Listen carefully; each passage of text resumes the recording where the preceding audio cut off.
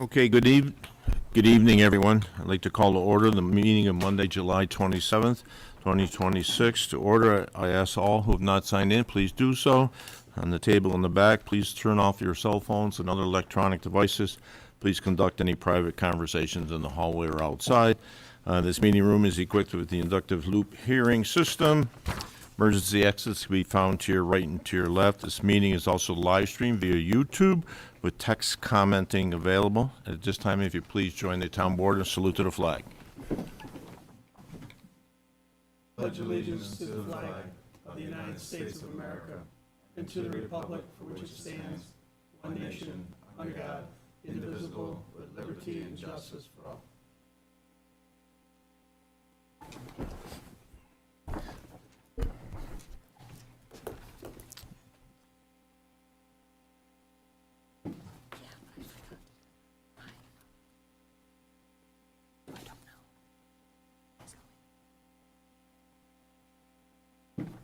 Under a couple of announcements, we have a couple action items before we get into the public hearing. I'm going to start with on this evening's agenda. Resolution number 4 has been pulled. It's not quite completed. I also wish to declare Councilwoman Jen Tipton necessarily absent this evening. We also have 3 employees celebrating birthdays in the month of August. On the 24th, Scott Ohl. On the 25th, Chad Brown. And on August 31st, Gina Salamo. The next town board meeting will be held on Monday, August 10th at 8 o'clock in the morning. This is a pay bills only meeting. Certainly that's our intention. Town board members, approval of meeting minutes for your consideration to the July the 13th bill pays meeting. So moved. Second. All those in favor? Aye. I'll abstain as I was absent. Okay, we have 1 abstention. Councilman Cusimano was absent. Moving to payment of bills, we'll ask for the introduction of manifest number 14.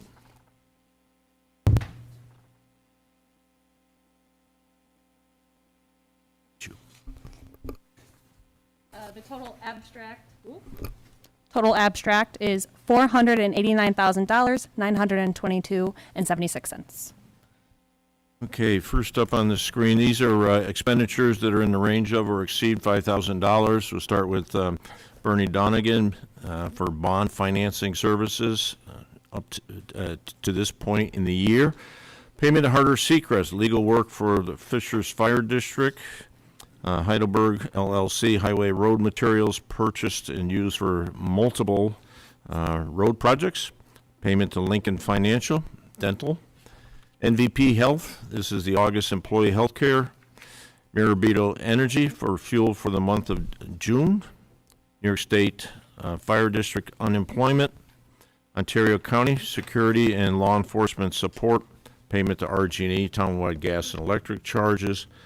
Victor Farmington Ambulance, a July payment. Villager Construction, townwide road milling work.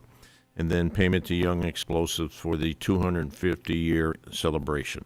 Total of the above-mentioned expenditures is $407,788.68. Total town expenditures minus the previously mentioned expenditures equals $82,134.08. Town board members, any question on manifest number 14? Hearing none, I'm entertaining. So moved. Second. All those in favor? Aye.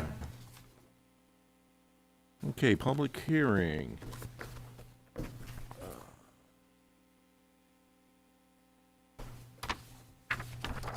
with me.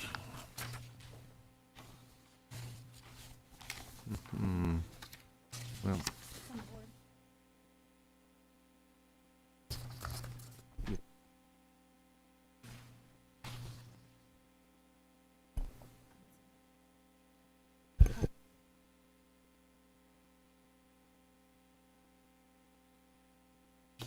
It's not, we don't have one in the packet. No.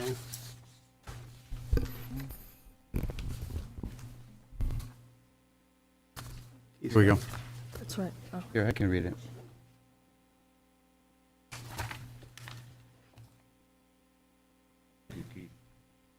from Mike. The following notice of public hearing was published regarding the one-time charge for new connections to Consolidated Sewer District. Please take notice that a draft resolution has been prepared for consideration of amending the present schedule of one-time charges for new connections to the Consolidated District Sewer Collection System pursuant to Chapter 27 Fees of the Town Code, and to include the amended charges amongst those referenced in Town Code Section 27-8, fees enumerated as fees set by resolution by the Town Board.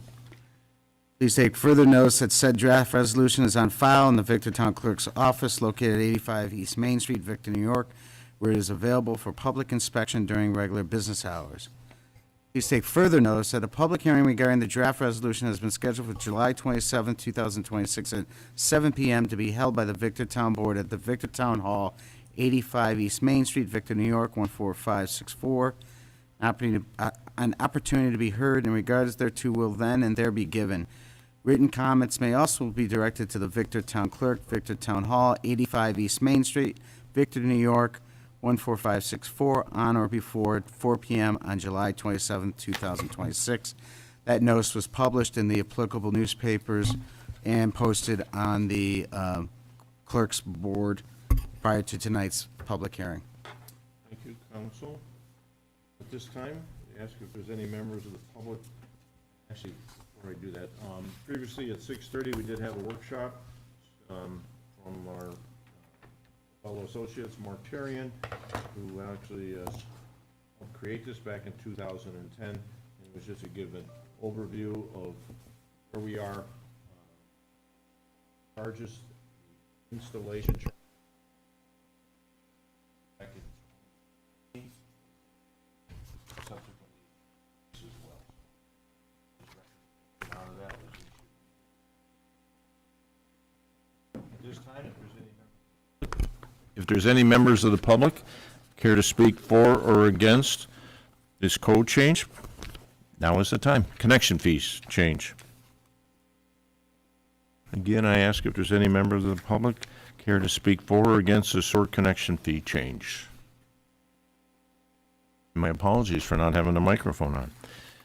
At this time, I will entertain a motion to close the public hearing. So moved. So moved. Second. Okay. All those in favor? Aye. Okay, next is public comments and concerns. We'll ask Susie if there's anyone on via YouTube. No comments. If there's any members of the public care to address the town board.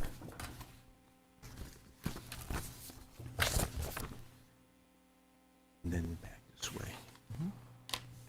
Okay, moving to reports of town officials. Board members, in your mailbox or in your packets, you should have received the report from the Planning and Building Department. Naturally very busy. Highway Department, extremely busy. Transfer Station, even busier. And then there's the, I know our Director of Finance is on a well-deserved vacation, but a monthly report from him as well. Any comments or questions on any of those? Okay. I just have wanted to, sorry, just want to give a kudos to Mark, your team, and everybody over at the transfer station. The brush collection has been absolutely amazing. Somebody's probably complained, but I have heard zero complaints. Everyone's been so excited. Like, I don't know whose idea it was to make it so that no one needed a permit until July 31st, but I kind of thought about it after the storm, and then it was Monday morning, bam, immediately I saw it. I was like, I don't even have to call Casey or Mark, you guys are awesome. So between you guys, the village, I know we had a lot of other towns in the area helping out. I don't know about the town, but like at least in the village, you can barely tell now. I mean, it looks fantastic. So thank you guys for everything. Okay, a few items that I'd like to, the Victor Transfer Station, certainly we get periodically, we get communications from the residents concerned about what happens when the Ontario County landfill is closed. So I do want to thank both Casey Page and Shay Kinsella for their efforts in the creation of an overview that is now on the website. Each of you should have received a copy of that as well. This past Friday, I attended a ribbon cutting for the Mud Creek Nature Preserve. This was property that you may recall was donated from Jeff and Tim Smith, donated off of land over off of East Victor Road. Trails have been created by Victor Hiking Trails, and it's a great addition in connecting our two great communities as well. Recently, we also provided board members with procedures for temporary town hall office closures. I also, at this time, I want to recognize one of our highway superintendent's employees, Kevin Flagg, a highway foreman with our highway department. He reached level 2 of the Roadmaster Recognition Program. This is a training program through Cornell University which provides knowledge of the fundamentals of road maintenance and management techniques.